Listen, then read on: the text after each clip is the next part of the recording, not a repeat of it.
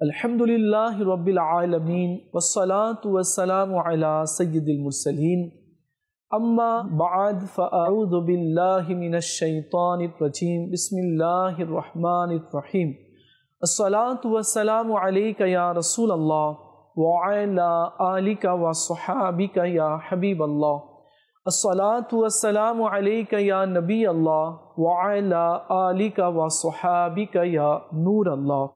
প্রিয় মাদানী চ্যানেলের দর্শকবৃন্দ, আপনারা দেখছেন অনুষ্ঠান কুরবানির পেগাম। আর এই জিল হজের মাসটা অনেক গুরুত্বপূর্ণ রয়েছে। হাজারো নয়, লক্ষ লক্ষ হাজিরা আল্লাহ রাব্বুল আলামিনের ঘরের দিকে ছুটে যাচ্ছে। তারা কত বড় সৌভাগ্যবান কি তারা আল্লাহর ডাকে সাড়া দিয়ে বাইতুল্লাহর দিদার লাভ করবে, তাওয়াফে কাবা করবে, সাফা মারওয়ার সাই করবে, জমজমের পানি পান করবে, সঙ্গে আসওয়াদকে চুমো দিবে, মাকামে ইব্রাহিমের পাশে নামাজ পড়বে। সুবহানাল্লাহ। প্রিয় ইসলামী ভাইরা, এরপরে তারা মাহবুবে করিম সাল্লাল্লাহু আলাইহি ওয়াসাল্লামের রওজা আকদাসে গিয়ে হাজির হবে। হজের মাস, আর হজ নিয়ে যদি আলোচনা না করা হয় তাহলে কেমনে হয়? আজকে আমরা হজ নিয়ে আলোচনা করব আর এর ফজিলত সম্পর্কে জানার চেষ্টা করব। চলুন আগে আমরা দুরূদ শরীফের একটি ফজিলত শ্রবণ করি। রাসূল করিম রউফুর রহিম সাল্লাল্লাহু আলাইহি ওয়াসাল্লাম ইরশাদ করেছেন, যে ব্যক্তি একবার দুরূদ শরীফ পাঠ করবে আল্লাহ তাআলা তার উপরে 10টি রহমত অবতীর্ণ করবে। আর যে ব্যক্তি 10 বার দুরূদ শরীফ পাঠ করবে আল্লাহ তাআলা তার উপরে 100টি রহমত অবতীর্ণ করবে। আর যে ব্যক্তি 100 বার দুরূদ শরীফ পাঠ করবে আল্লাহ তাআলা তার দু চোখের মাঝখানে লিখে দিবে কি এই ব্যক্তি মুনাফিকত আর জাহান্নামের আগুন থেকে নাজাত প্রাপ্ত। আসলে আমরা নিয়ত করি এখন থেকে আমরা চলতে ফিরতে উঠতে বসতে অধিক হারে দুরূদ শরীফ পাঠ করব। সাল্লু আলাল হাবিব সাল্লাল্লাহু তাআলা আলা মুহাম্মদ সাল্লাল্লাহু আলাইহি ওয়াসাল্লাম। প্রিয় ইসলামী ভাইরা, এক তো হজের মাস আর দ্বিতীয় হচ্ছে কুরবানি। উভয়টি অনেক গুরুত্বপূর্ণ রয়েছে। হজে যাচ্ছে আল্লাহ পাকের হুকুম পালন করার জন্য, আর এদিকে কুরবানিও দিচ্ছে আল্লাহ পাকের হুকুম পালনের জন্য। যে সমস্ত লোকেরা হজে যাচ্ছে তারা কত বড় সৌভাগ্যবান রয়েছে, আর আল্লাহ তাদেরকে নিজের ঘরের মেহমান বানিয়েছে। আর আমরা বাংলাদেশেই রয়ে গেলাম। এই সৌভাগ্যটা জানি না লেখা আছে কিনা। আমরাও কি মাথার চোখ দিয়ে কাবাতুল্লাহ শরীফের জিয়ারত করব কিনা? মাহবুবে করিম সাল্লাল্লাহু আলাইহি ওয়াসাল্লামের রওজা পাশে গিয়ে সালাতু সালাম পড়ব কিনা? আমরা তো মুসলমান আর নবী সাল্লাল্লাহু আলাইহি সাল্লামের প্রতি ঈমান এনেছি, আল্লাহ রাব্বুল আলামিন এর উপরে ঈমান এনেছি। আর যে ইসলামের যে নিদর্শনগুলো রয়েছে, হায় আমরা কি দেখে যেতে পারবো কিনা সেটা জানি না। হ্যাঁ, যদি আল্লাহ তাআলা দয়া করে, মায়া করে, যদি সুযোগ করে দেয় তাহলে তো ঠিক আছে, আমরা যেতে পারবো। আর দোয়া রইল আল্লাহর কাছে বিশেষ করে যাতে করে একবার হলেও যেরূপ আল্লাহ তাআলা লক্ষ লক্ষ দুনিয়ার মানুষকে নিজের ঘরের মেহমান বানাচ্ছে, সে সমস্ত সৌভাগ্যদের লিস্টে যাতে আমাদের মতো অধমেরও লিস্টে নাম চলে আসে। প্রিয় ইসলামী ভাইরা, রাকিবে দোষে মুস্তফা হুজুর সাল্লাল্লাহু আলাইহি সাল্লামের মুবারক কাঁধে আরোহণকারী সৈয়দুল আসখিয়া অর্থাৎ দানশীলদের সর্দার সৈয়দনা ইমাম হাসানে মুজতবা রাদিয়াল্লাহু তাআলা আনহু একবার বলেন, আমি আমার প্রতিপালকের প্রতি খুবই লজ্জা বোধ করি যে তার সাথে এই অবস্থায় সাক্ষাৎ করার জন্য আমি তার পবিত্র ঘর অর্থাৎ পবিত্র কাবা শরীফ পর্যন্ত কখনো পায়ে হেঁটে এলাম না। অতঃপর তিনি ইমামে হাসানে মুজতবা রাদিয়াল্লাহু তাআলা আনহু 20 বার মদিনা শরীফ থেকে মক্কা শরীফে হজের উদ্দেশ্যে পায়ে হেঁটে রওয়ানা হন। সুবহানাল্লাহ। ইমামে হাসানে মুজতবা রাদিয়াল্লাহু তাআলা আনহু ইনি হচ্ছেন প্রথম গৌস, আর দ্বিতীয় গৌস হচ্ছেন বড় পীর আব্দুল কাদির জিলানী, আর তৃতীয় হবেন মেহেদি। তো গৌসিয়াতের ফায়েজে যিনি আছেন এবং প্রথমে যিনি ছিলেন তিনি হচ্ছেন হাসানে মুজতবা, আর আমার নবী সাল্লাল্লাহু আলাইহি ওয়াসাল্লামের কাঁধে বসেছিলেন। সুবহানাল্লাহ। আর আমার নবী সাল্লাল্লাহু আলাইহি ওয়াসাল্লাম হাসান আর হুসেনকে নিজের বুকে জড়িয়ে নিতেন আর সুগন্ধি তাদের থেকে নিতেন আর বলতেন, আমি জান্নাতের খুশবু পাচ্ছি। সুবহানাল্লাহ। ইমামে হাসান আর ইমামে হুসাইন রাদিয়াল্লাহু তাআলা আনহুমা উভয় হচ্ছেন জান্নাতি যুবকদের সর্দার, আর এই ঘোষণা আমার নবী সাল্লাল্লাহু আলাইহি ওয়াসাল্লাম দিয়েছেন।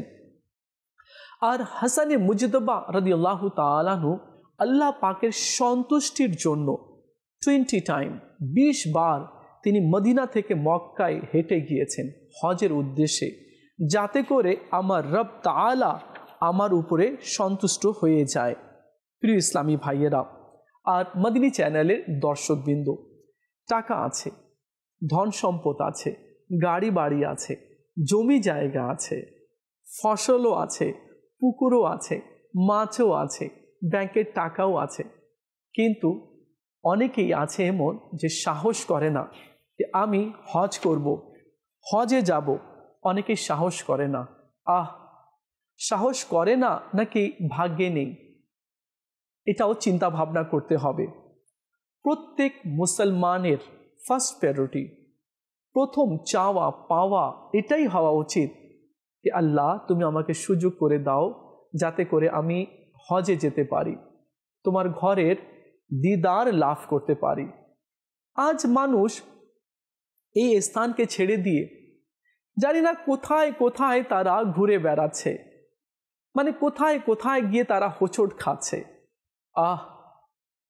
যদি আমরা মক্কাতুল মুকাররমা আর মদিনাতুল মুনাওয়ারার প্রেম ভালোবাসা যদি নিজের অন্তরে গাঁথতে পারতাম। আমি এক আশিক রসুলের ছেলেকে দেখলাম, ছোট্ট ছিল, খুবই ছোট্ট।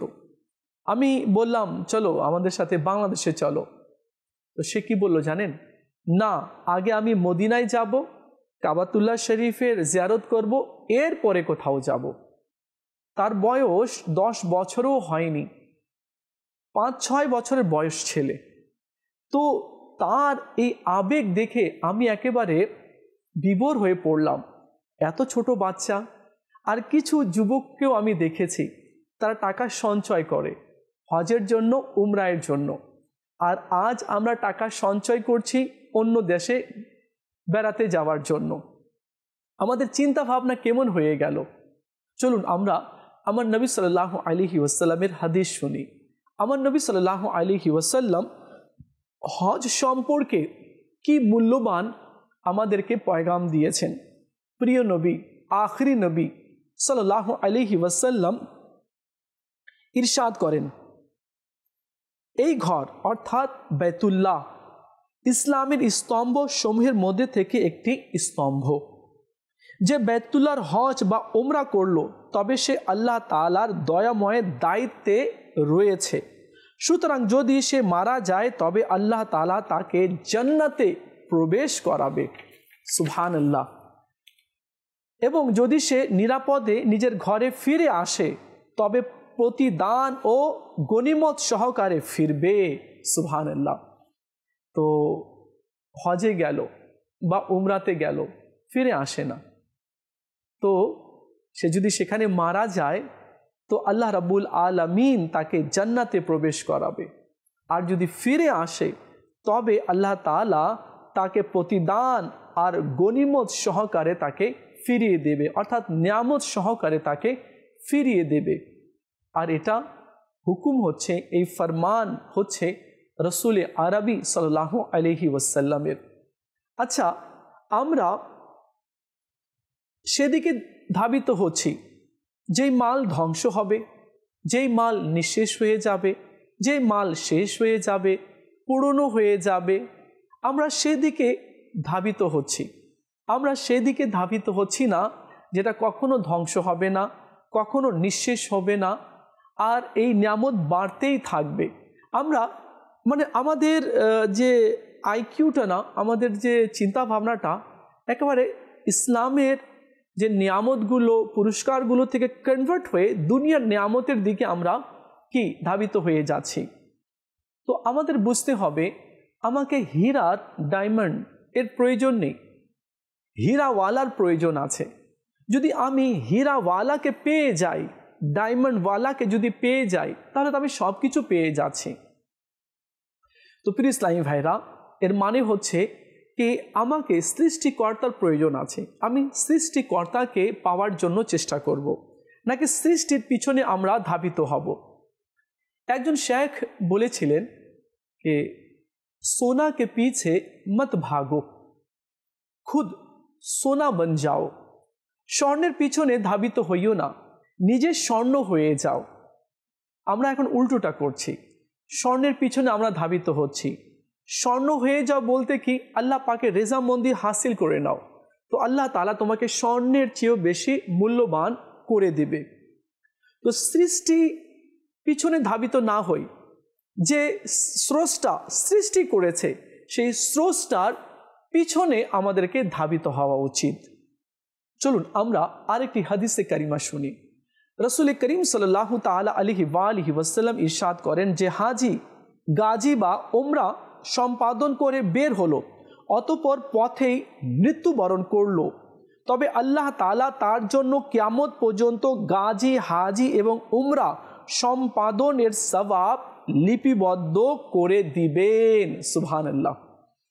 আমরা অনেক সময় দেখি থাকি মদিনা শরীফে জানাজা যাচ্ছে বা কাবাতুল্লাহ শরীফে এসেছিল অনেক হাজি উমরা কারি, তো তারা সেখানেই মারা গিয়েছে এবং তাদের দেহকে দাফনের জন্য নিয়ে যাওয়া হচ্ছে, আমরা দেখে থাকি। তো প্রিয় ইসলামী ভাইরা, আপনারা শুনলেন কি যদি কেউ সেখানে গিয়ে মারা যায় তো কিয়ামত পর্যন্ত তাদেরকে উমরা এবং হজের সওয়াব আল্লাহ তাআলা দান করতেই থাকবে। আর একদিন তো মরেই যেতে হবে না, একদিন তো চলেই যেতে হবে। আর আমার নবী বলেছেন সৌভাগ্যবান সে আছে যার মৃত্যু মদিনাতে হয়, হ্যাঁ, যার মৃত্যু মক্কার পাশে হয়, জান্নাতুল বাকি, জান্নাতুল মুআল্লাতে এবং মদিনার আশেপাশে যাদেরকে দাফন করা হয়েছে তারা সৌভাগ্যবান, এবং কিয়ামতের দিনে তারা আমার নবী সাল্লাল্লাহু আলাইহি ওয়াসাল্লামের সঙ্গেই উঠবে।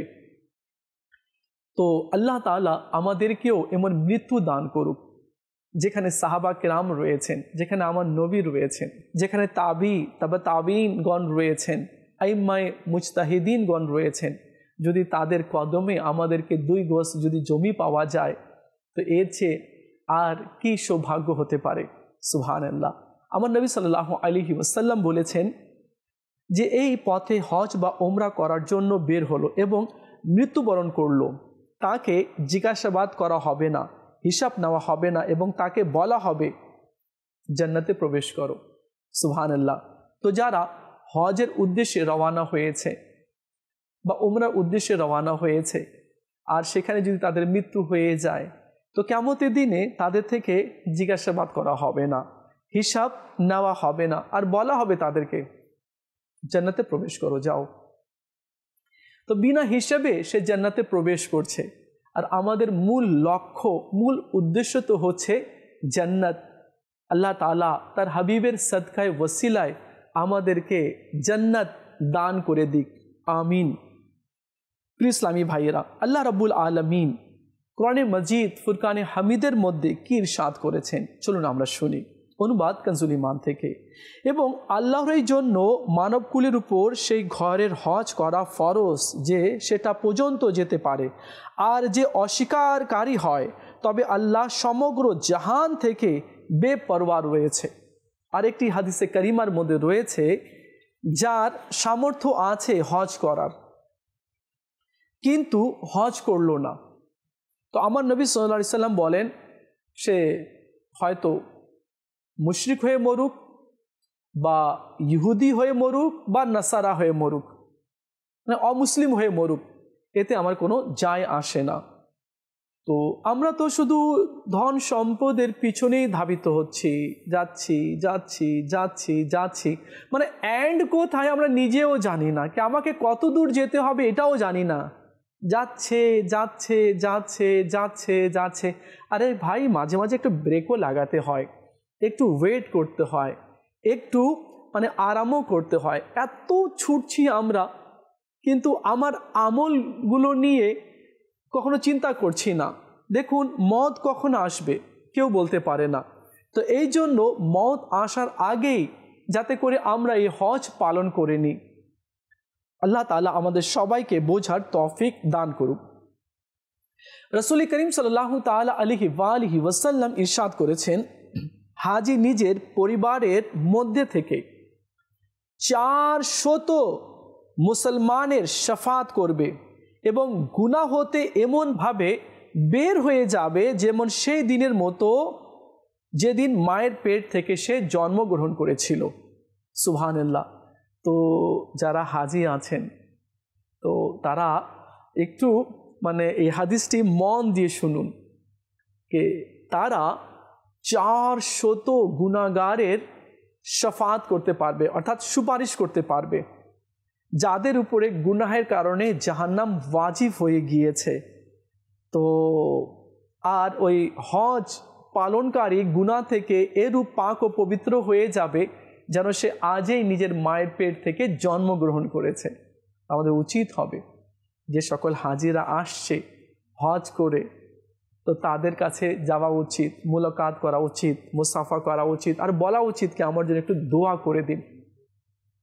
আর কিয়ামতের দিনে তো আল্লাহ তাআলা আপনাকে অনেক মর্যাদা দান করবে, আর 400 ব্যক্তির সুপারিশ করার অথরিটি আপনাকে দান করবে। তো ভাই, এই 400 ব্যক্তির লিস্টের মধ্যে আমাকেও আপনি শামিল করে নিয়েন, আমারও একটু সুপারিশ করে দিয়েন। সুবহানাল্লাহ। দেখলেন মানে আল্লাহ তাআলা কী রূপ প্রতিদান দান করে, আল্লাহ তাআলা কী রূপ মর্যাদা দান করে, কিন্তু আমরা জানি না। অনেক ব্যক্তির কাছে টাকা আছে, সে বলতো যাব তো, এই যে আগামী বছর যাব, কিন্তু কোনো ক্রমে যেতে পারে না। পরে বলে এই তো যাব, অমুক বছরে যাব। এভাবে করতে করতে সে এমন অসুস্থ হয়ে পড়ে আর সে যেতে পারে না, চাইলেও যেতে পারে না। কেননা সে এখন উঠতে পারে না, বসতে পারে না, চলতে পারে না। তো প্রিয় ইসলামী ভাইরা, হজ যখনই ফরজ হয়েছে তো তাড়াতাড়ি হজ পালন করে নেওয়া উচিত। জানি না মওত কখন চলে আসে, আর এই সৌভাগ্য অর্জন করা থেকে আমি যাতে বিরত না হয়ে যাই, বা এই সৌভাগ্য অর্জন থেকে আমি বঞ্চিত না হয়ে যাই। রাসূল করিম সাল্লাল্লাহু তাআলা আলাইহি ওয়াসাল্লাম ইরশাদ করেছেন, হজ করো, কেননা হজ গুনাহ সমূহকে এমনভাবে ধুয়ে দেয় যেমন পানি ময়লাকে ধুয়ে দেয়। আল্লাহ নবী সাল্লাল্লাহু আলাইহি ওয়াসাল্লাম আরও ইরশাদ করেছেন, যখন তোমরা কোনো হাজির সাথে সাক্ষাৎ করো তখন তার সাথে সালাম ও মুসাফা করো এবং তাকে বলো যে যেন নিজের ঘরে প্রবেশের পূর্বে তোমার জন্য মাগফিরাতের দোয়া করে দেয়, কেননা তার মাগফিরাত হয়ে গেছে। সুবহানাল্লাহ। যারা হাজিরা হজে গিয়েছে তার মাগফিরাত হয়ে গিয়েছে, তো তাদের কাছে গিয়ে আমরা কী করব? দোয়া চেয়ে নিব। সে যদি দোয়া করে দেয় তো আল্লাহ তাআলা আমাদেরও গুনাহ ক্ষমা করে দিবেন। হাসান রাজা খান রহমতুল্লাহি তাআলা আলাইহি হাজিদের সম্পর্কে তিনি কি লিখেছেন, চলুন আমরা শুনি। তিনি লিখেছেন, হুজুরে কাবা হাজির হ্যায়, হরম কি খাকে पर सर है, बड़ी सरकार में पहुँचे मुक़द्दर यावरी पर है, हुजूरे काबा हाजिर है, हरम की खाके पर सर है, बड़ी सरकार में पहुँचे मुक़द्दर यावरी पर है, हुजूरे काबा हाजिर है, ना हम आने के लायक थे, ना काबिल मुँह दिखाने के, मगर उनका करम जरा नवाजो बंदा परवर है, हुजूरे काबा हाजिर है। सुभान अल्लाह। तो अल्लाह ताला आमादेरकेও কাবাতুল্লাহ শরীফের জিয়ারত নসিব করুক। প্রিয় ইসলামী ভাইরা, রাসূল করিম সাল্লাল্লাহু তাআলা আলাইহি ওয়াসাল্লাম ইরশাদ করেন, যে ব্যক্তি হজের উদ্দেশ্যে রওনা হলো আর পথেই মারা গেল, তবে আল্লাহ তাআলা কিয়ামত পর্যন্ত তাকে হজ্জের সওয়াব দান করবে।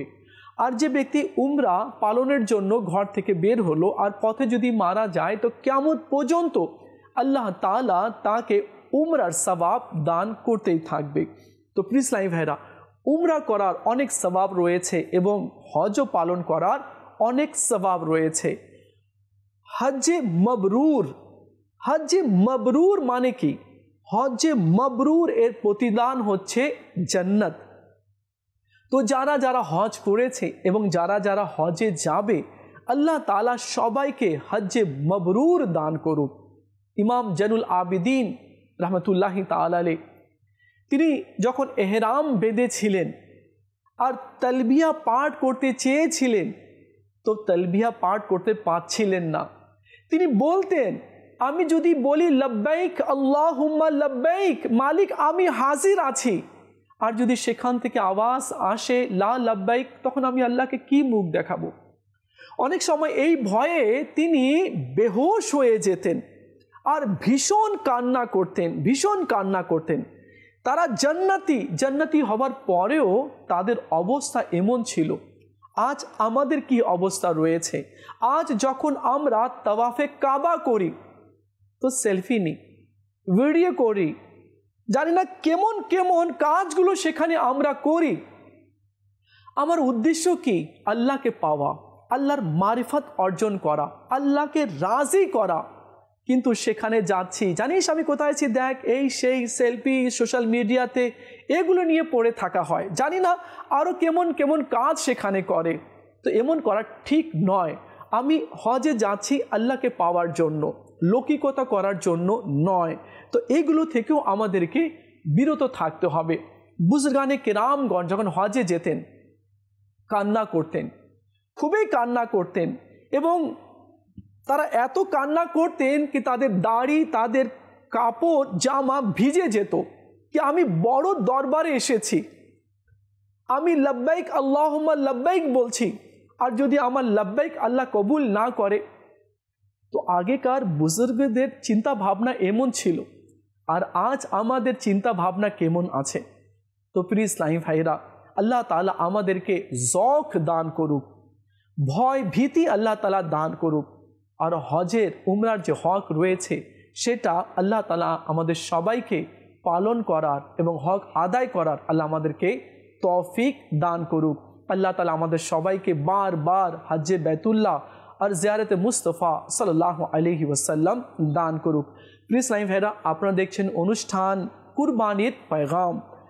আর এই হজ্জের মাসে আমরা হজ্জের ফজিলত সম্পর্কে কিছু জানার চেষ্টা করেছি। তো দেখা হবে আগামী পর্বে, আরেকটি বিষয় নিয়ে আলোচনা করব। ততক্ষণ ভালো থাকবেন আর মদিনী চ্যানেলের সঙ্গেই থাকবেন। সাল্লু আলাল হাবিব সাল্লাল্লাহু তাআলা আলা মুহাম্মদ সাল্লাল্লাহু আলাইহি ওয়াসাল্লাম।